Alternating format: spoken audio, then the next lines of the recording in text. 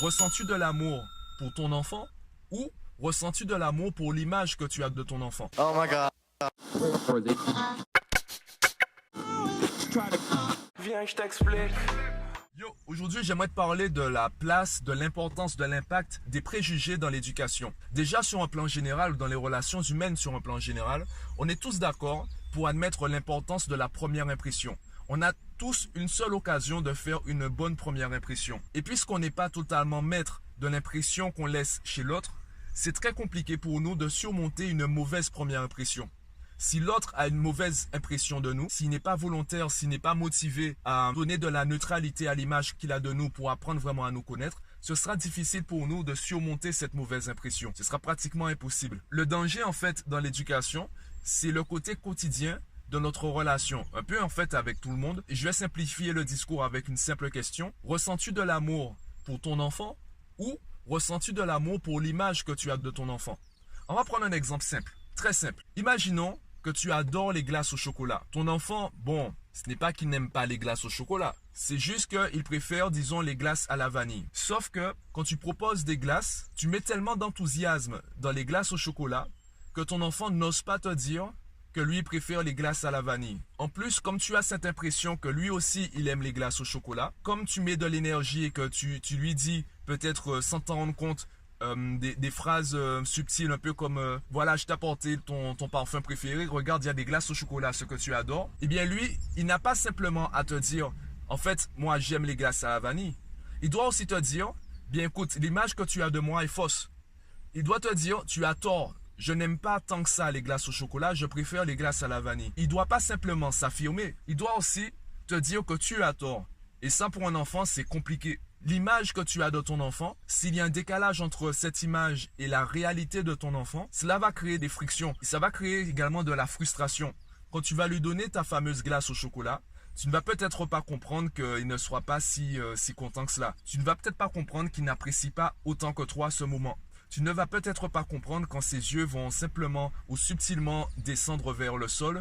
Il va affaisser sa tête et il va peut-être un peu se renfermer sur lui. Ce sera peut-être des mouvements subtils que tu vas remarquer et tu ne pourras pas vraiment apporter toute l'attention nécessaire car tu ne comprendras pas. Tu seras emballé dans l'image que tu as de ton enfant. Donc tu ne vas pas analyser en te disant mais en fait peut-être qu'il n'aime pas les glaces au chocolat. Tu vas peut-être chercher un autre problème. Donc tu vas lui demander mais qu'est-ce que tu as? Et il va te répondre rien. Pourquoi? Parce que le problème, il le connaît lui. Et il sait que c'est compliqué pour lui d'en parler.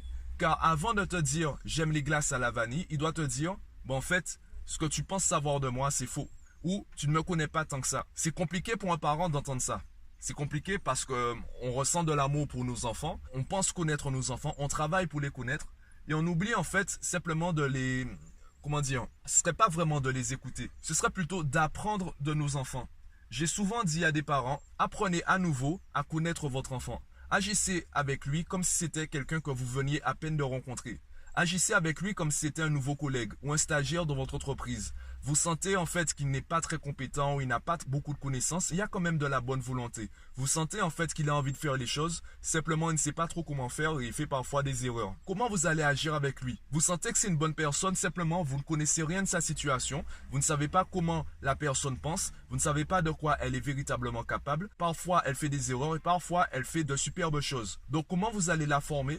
Sachant que, vu que vous voyez de la bonne volonté en elle, vous avez envie qu'elle continue dans votre entreprise. Eh bien, généralement, lorsqu'on ne connaît pas la personne, on est super positif. On est un peu moins exigeant qu'avec nos proches. Avec nos proches, on va tout de suite parler de ce qui est négatif, car on a envie que nos proches se dépassent, se surpassent, s'améliorent en continu, puissent toujours fournir le meilleur résultat, puissent toujours atteindre des sommets, atteindre vraiment la perfection. Le problème, c'est qu'un enfant, il apprend encore à se connaître. Il apprend à connaître également les codes de la société et il peut très facilement se renfermer sur lui-même. Il peut très facilement s'écrouler et se dire mais en fait je suis nul.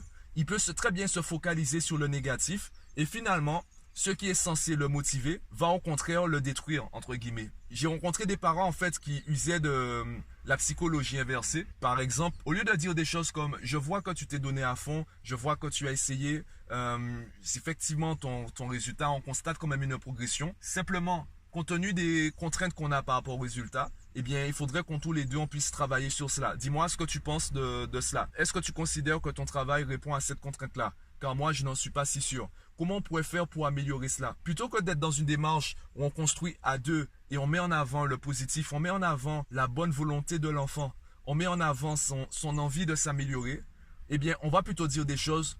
Oui, c'est bien, c'est bien. Par contre, ça, il faut revoir. Ça, c'est pas très beau. Ta maison, elle est pas très droite. Tu vois bien que s'il fallait construire une maison comme sur ton dessin, elle va s'écrouler tout de suite.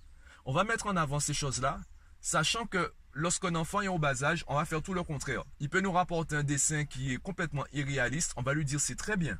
Franchement, c'est très bien ce que tu as fait. Maman adore, papa adore. Continue comme ça. Donc, l'enfant passe de tout est bien, tout est parfait à ouais, mais par contre, ça, tu te moques de moi. Ça, c'est pas bien. Il faut que tu revoies ça.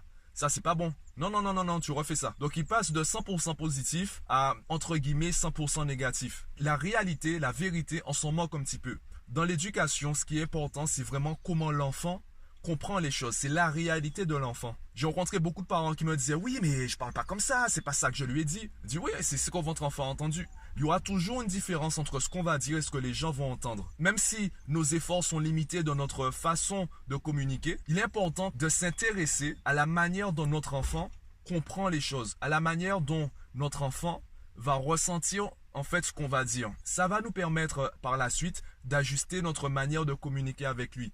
Et aussi peut-être de simplement dire, écoute, je sens que là, il y a une différence entre ce que je dis et ce que tu entends. Je pense qu'il faut mieux qu'on en discute. Ça va lui permettre également de resituer le contexte. On sait tous que nos parents nous aiment. On le sait tous. On sait tous que nos enfants nous aiment, etc.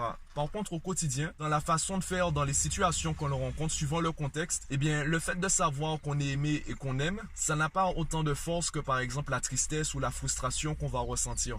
Les émotions à court terme peuvent très rapidement prendre le dessus sur les émotions à long terme que l'on ressent, les sentiments à long terme que l'on a. Même si on sait que nos parents nous aiment, au quotidien, eh bien, on va ressentir des émotions qui vont ébranler en fait cette conviction. Donc, il est important de le rappeler. Il est important de mettre en avant le positif. Une émotion négative équivaut à 5 émotions positives. Une phrase, une opinion négative a autant de force que 5 opinions positives. Donc, il ne s'agit pas en fait d'être 100% positif.